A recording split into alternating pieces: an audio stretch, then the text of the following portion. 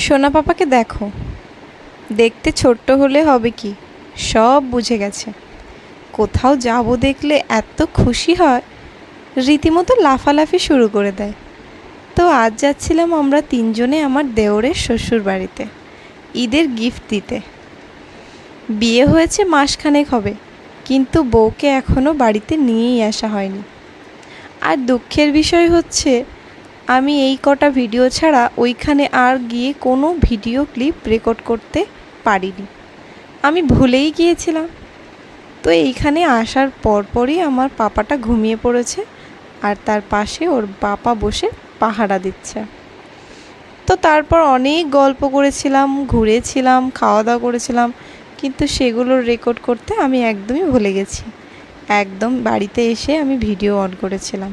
সন্ধ্যায় এই ঘুগনিটা আনিয়েছিলাম আমার শাশুড়ি মাকে দিয়ে, সেটাই খাচ্ছিলাম বসে বসে।